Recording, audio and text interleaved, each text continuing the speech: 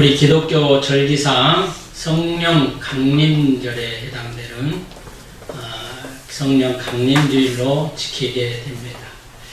성령 강림주일은요, 예수님께서 부활하시고 난 다음에 40일 동안 우리들과 함께 하시고 하늘로 승천하실 때에 우리에게 또 다른 보혜사 성령님을 우리에게 주시겠다 약속을 하시고, 그 약속을 믿는 초대교회 성도들, 사도들 뿐만 아니라 성도들이 함께 마가라고 하는 다락방에 모여서 성령을 사모했습니다. 그때 기도하고 방언이 터지고 하늘문이 열려지고 비둘기 같은 성령의 역사가 그 모인 무리 가운데에 역사가 임했습니다. 바로 그러한 절기를 기념하기 위해서 성령 강림주의를 우리가 지키게 되는 것입니다. 그래서 우리가 깎으로 올라가면은 부활절이 끝나고 난 다음에 오순절, 50일 정도 지나면은 오순절 성령 강림절이다 이렇게 말도 합니다. 성령이 강림주일. 많은 사람들이 예수님이 하늘로 승천하시고 난 이후에 두렵고 떨리는 마음도 가졌을 것입니다. 야, 우리 예수님이 없으면 어떻게 하나? 그 능력이 많으신 예수님이 이제 우리 곁에 안 계시니 어떻게 하나? 그러나 예수님은 그 두렵고 떨리는 사람들을 향해서 하늘로 승천하시면서 예루살렘 거민들아 왜 두렵고 떠느냐? 내가 너희를 위하여 처소를 예비하러 간다. 너희는 이 땅에서 두려워하지 말고 떨지도 말고 내가 본 그대로 너희에게 올 것이니 너희는 성령님을 사모해라 라고 말씀했습니다. 오늘 우리 믿음의 성도들에게도 마찬가지입니다. 나 믿다가 나 혼자다, 믿다가 나밖에 없다, 믿다가 나 혼자 어떻게 하나, 그런 생각을 먹을 때가 많이 있을 것 같습니다. 성령 하나님을 사모하시고 성령 하나님을 바라보시기를 주의 이름으로 부탁을 드립니다. 이런 성령의 역사를 사모한 초대교회 성도들에게 하나님의 놀라운 역사가 임했습니다. 초대교회는 아주 초스피드로 부흥의 역사가 일어났는데, 맨 처음 예수님 당시에는 12명의 사도로 시작이 되었는데, 놀랍게 12명의 사도들이 마가라고 하는 다락방에서 모여서 기도를 하기 시작했고, 거기에서 성령을 받은 사람들이 3,000명이 회개하는 놀라운 역사들이 그 뒤에 일어났고, 베드로가 설교했을 때 또 5,000명이 회개하는 역사가 일어나게 된 것입니다. 바로 이 초대교회 역사는 놀라운 성령의 역사였음을 우리는 분명히 알 수가 있습니다. 그들이 왜 그랬습니까? 왜 이런 성령의 역사가 임했을까요? 바로 그들이 성령 받았기 때문에 그렇습니다. 예수님이 안 계심에도 불구하고 초대교회에는 놀라운 역사가 가능했던 것은 바로 성령 충만했기 때문에 그렇습니다. 성령을 사모했기 때문에 그들에게 놀라운 이런 역사가 일어나게 된 것입니다. 오늘날에도 우리가 많은 교회들이 있지만은 지금 교회들이 점점 문을 닫고 교회가 힘들어가고 있는 가운데 있습니다. 그 원인이 어디 있을까? 곰곰이 생각해 보니까 바로 성령 충만하지 못한 데에 그 연고가 있는 것 같습니다. 믿음에는 두 가지가 있습니다. 하나는 사람과 사람 사이에 성립되는 믿음이고, 또 다른 하나는 하나님과 사람 사이에 성립되는 믿음입니다. 사람과 사람 사이에 성립되는 믿음은 언제든지 쪼개질 수 있고 변할 수가 있습니다. 내가 너에게 이런 믿음을 주고 내가 너에게 이런 확신을 준다 라고 했을 때에 언젠가는 그 확신이 깨질 수도 있고 변질될 수도 있습니다. 그러나 하나님과 사람 사이에 해당되는 믿음은 변함이 없는 줄로 믿으시기 바랍니다. 예수님께서 또 다른 보혜사를 우리에게 주시겠다고 약속했습니다. 이 성령님은 영원히 변하지 않는다고 했습니다. 성령님을 사모하는 때에 역사와 기적이 일어난다고 했습니다. 성령님을 의지하게 될 때에 놀라운 초대교회의 부흥의 역사가 일어나는 것처럼 오늘날 우리 한국교회뿐만 아니라 우리 모든 성도들이 성령님을 더 사모해야 될 줄로 믿습니다. 성령에 대한 강한 믿음의 확신이 우리들에게 있어야 될 줄로 믿습니다. 마지막 때에 성령이 점점 사그라지고 있습니다. 올바른 믿음을 찾기가 어려운 시점입니다. 그러나 예수님 당시에 많은 믿음의 사람들은 바로 예수님을 향한 믿음의 확신이 있었습니다. 보지 않고 믿는 믿음을 갖기를 원했고, 저들이 병에 걸렸을 때 그 병에 강한 나음을 얻을 것이라고 하는 확신을 저들이 가졌습니다. 초대교회 때는 불평불만이 없었습니다.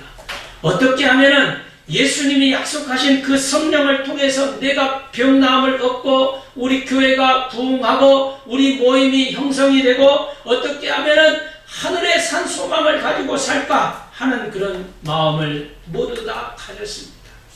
오늘날 그런 마음의 자세가 없습니다. 어떻게 하면은 좀 꼬집으려고 하고 어떻게 하면은 좀 깎아내리려고 하고 업신여기려고 합니다. 오늘 교회 안에서도 교회들끼리도 그런 모습을 많이 가지고 있습니다.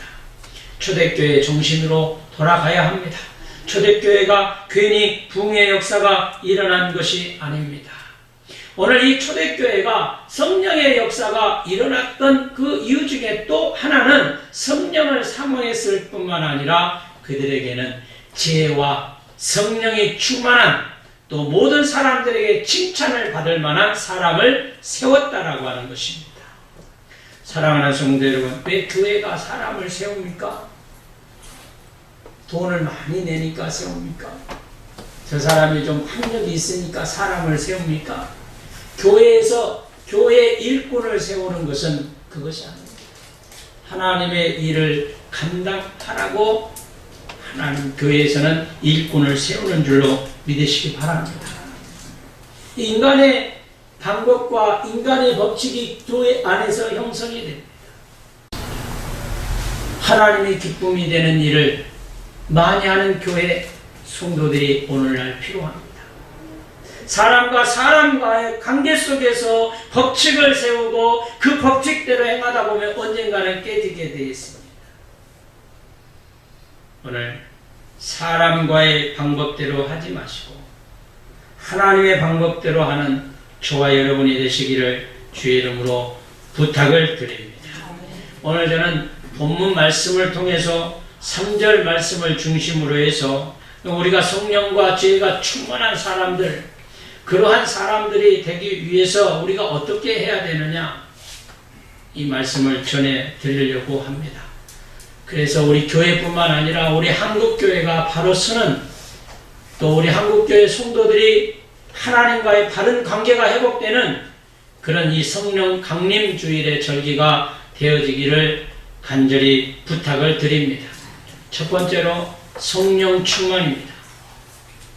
교회는 성령이 역사되는 교회여야 합니다. 목사와 장로와 어떤 교회를 위해서 지대한 공헌을 한 사람들이 교회의 주인이 아니고 교회를 움직이는 것이 아닙니다. 교회의 주인은 성령 하나님 한 분뿐임을 믿으시기 바랍니다. 그래서 모든 성도들은 그 주인이 되신 하나님 앞에 이 자리에 겸허히 무릎 꿇고 예배하는 것입니다. 찬양하는 것입니다. 기도하는 것입니다. 그것 외에 다른 어떤 것이 우선순위가 되면 안 되는 것입니다.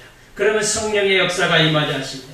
오늘 우리 교회도 바로 이 성령의 역사를 사모하고 그 성령의 역사를 통해서 하나님의 일을 감당하기를 원하는 성도들이 많아져야 될 줄로 믿습니다.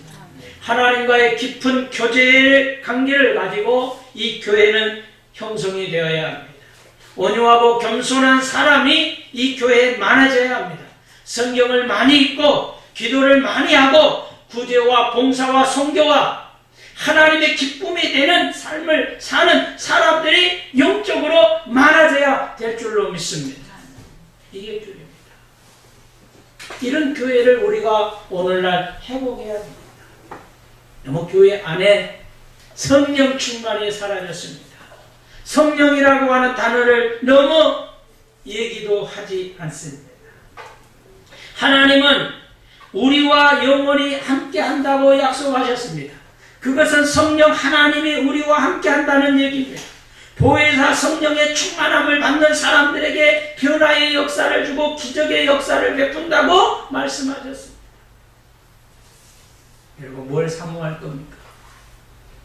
성령 하나님을 사모하시기를 바랍니다. 어떤 글에 성령 충만을 통해서 사람이 변화되는 그러한 것을 기록하고 있는데요. 거기 내용을 보니까 성령 충만 받으면 나쁜 버릇이 고쳐진다고 합니다.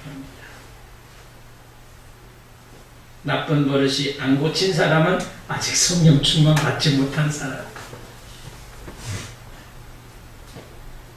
저도 많이 버릇이 바꿔진 것 같아요. 하나님 앞에 감사. 더 바꿔져야 돼. 저 많이 바꿔져야 돼. 나쁜 습관과 버릇은 바꿔야 돼. 그리고 또 하나는요, 자기를 조정을 할 수 있대요. 컨트롤 할 수 있다는 거죠. 그리고 또 하나는 창조적인 생각을 갖는. 창조적인 생각. 이 창조적인 생각이 뭘까? 하나님을 생각하는 거. 하나님을 생각하는 거. 제가 늘 그런 게 아닌데, 오늘 아침에 머리가 막 핑 돌았어요. 현기증이 나고 일어나가지고 지금 제 초점이 뭐냐면 강대상에 쓸 수 있을까 그랬어요. 좀 있으면 좀 괜찮고, 이렇게 서 있으면 어질어질하고 눈에 초점이 안 맞고 그래요. 그래서 제가 지하에 내려가서 우리 오건사님하고 얘기를 잠깐 하고 이제 저기 방에 이렇게 어지러워가지고 누웠어요. 누워있는데도 막 어지러운 거야. 일어나니까 더 어지럽고 계속 기도를 했습니다. 하나님, 나 강대상에 서야 되는데, 그러면서 이제 주문을 외우기 시작했습니다. 아니, 안 믿는 사람들도요, 자기들이 믿는 신에게 막 주문을 외운다잖아요. 뭐 분신사바, 그건 영화인가? 불교적인 용어가 아닌가요? 전능하신 하나님, 살아계신 하나님, 전능하신 하나님, 살아계신 하나님, 나를 붙들어 주시옵소서. 전능하신 하나님, 살아계신 하나님, 나를 붙들어 주시오. 내가 어지러워가지고요, 굉장히 어지러웠습니다. 현기증이 나고 갑자기 그러더라고요. 이 강대상에 이 모습은 어떡하나. 그래도 전능하신 하나님, 살아계신 하나님, 내가 꼭 서야 돼. 강대상에 죽는 한이 있더라도 서야 되니까 알아서 하라. 그런데요, 놀라운 것이요, 거기 제가 이렇게 주의 종도 이렇게 기도를 할 때에도 뭐가 생각하면, 이 사탄이요, 나를 쥐어잡는 거예요. 무슨 생각이? 너 못 올라가. 너 계속 어지러울 거야. 자꾸 내 옆에서 그러는 거예요. 이런 버리장머리 없는 놈이 말이죠. 여러분 속에 다 이 같은 마음 먹었을 거예요. 그러나 성령의 힘으로 이겨내시기를 바랍니다. 누구든지 믿노라 하면서 기도하다가 이런 생각 들 수 있어요. 언제 그런 생각이 드냐면 내가 연약해 빠졌을 때 그런 생각이 더 들더라. 여러분, 성령 하나님은 사탄 마귀보다 더 강한 분입니다.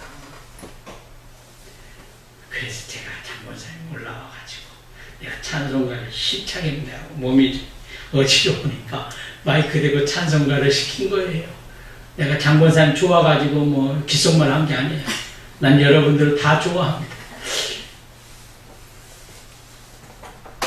여러분, 성령의 역사를 두려워하지 마시고 성령의 역사를 사모하시기를 바랍니다.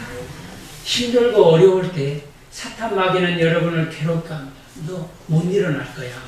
너 못할 거야. 아닙니다. 할 수 있습니다. 자, 오늘 머리를 겨우 감았어요. 토해가지고.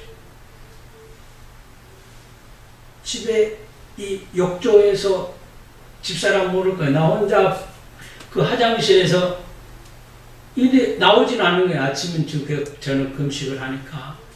나오진 않은데, 막 이 배가 붙어 있는 거 있죠. 한번 토할 때. 저만 느낀가? 너무 힘들었어요. 사탄에는요, 그 가운데서도 어떻게 하면 넘어뜨리게 합니다. 여러분, 성령을 더 강하게 의지하시기를 주의 이름으로 부탁합니다. 할 수 있어요. 섰잖아요. 그러나 지금 저는 땀이 나고 있습니다. 여러분, 성령님을 사모하시기를 바랍니다. 그걸 물리쳐야 됩니다. 성령 충만이라고 하는 게 뭡니까? 여기서 지금 아까 제가 세 번째로 이야기한 창조적인 생각이 뭡니까? 뭐 기발한 아이디어를 내는 게 아니에요. 여러분, 우리를 창조하시고 우리를 조정하시는 분이 여러분 곁에 계시잖아요. 여러분 마음속에 계시잖아요. 그분을 뭐 크게 위대하게 외치라는 게 아닙니다. 전능하신 하나님, 살아계신 하나님, 나를 붙들어 주세요. 내가 지금 어려움 속에 있네요. 내가 지금 어려운 한강 속에 있습니다. 내가 지금 그걸 어떻게 해결할지 못하는 그런 숙명에 있습니다. 어떻게 해결할까요? 짧으면서도 그 하나님을 의지할 수 있잖아요. 사탄 마귀는 여러분 우리를 어떻게 하면 괴롭게 합니다. 하나님을 의지하시기를 주의 이름으로 축원합니다.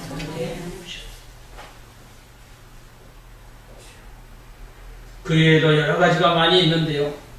또 한 가지는 마음에 오난을 품지 않는다. 그런데 제 자신도 인터넷에서 이 글을 옮길 때 제 자신도 마음에 오난이 있더라고요.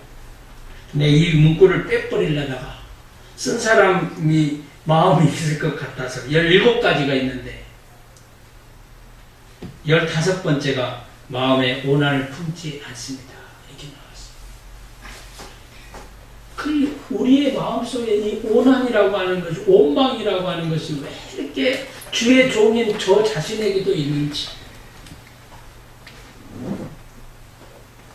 이거를 좀 벗어버려야 되는데 어떤 때는 그것이 싹 터오를 때가 있더라고요. 하나님 앞에 회개했습니다.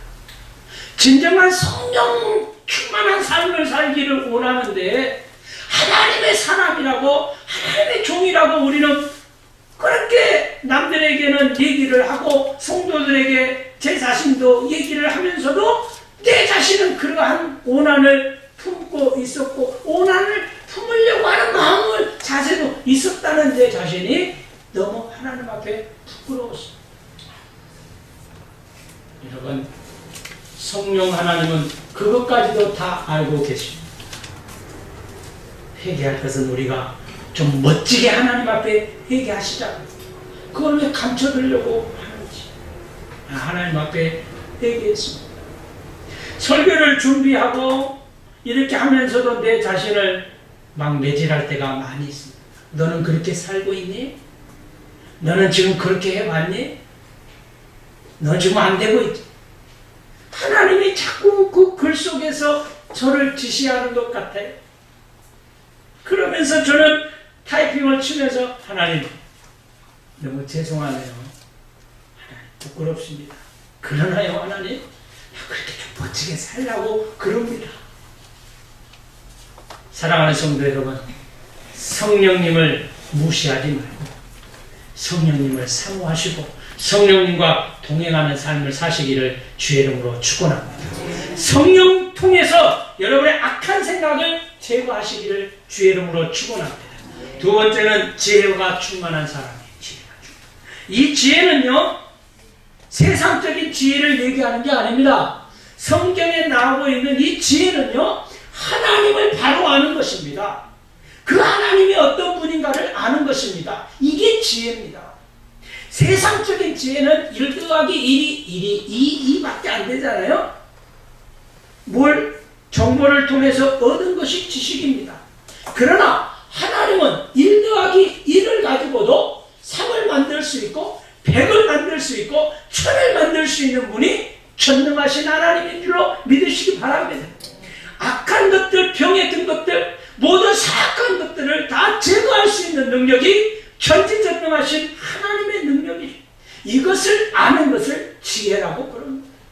이 지혜를 가지시기를, 얻기를 주의 이름으로 축원합니다.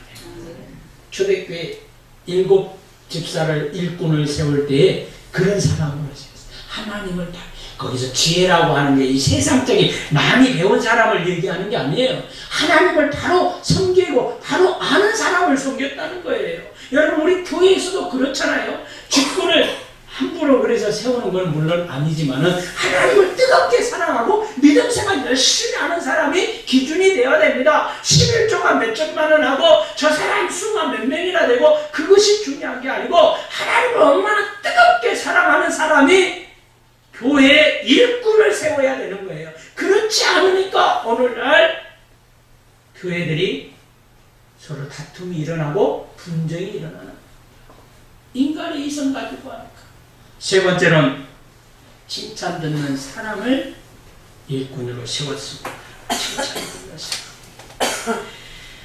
사랑하는 성도 여러분, 여러분 주위에 칭찬을 여러분을 통해서 얼마나 많이 받고 있습니까? 칭찬받는 성도들이 되시기를 주의 이름으로 축원합니다.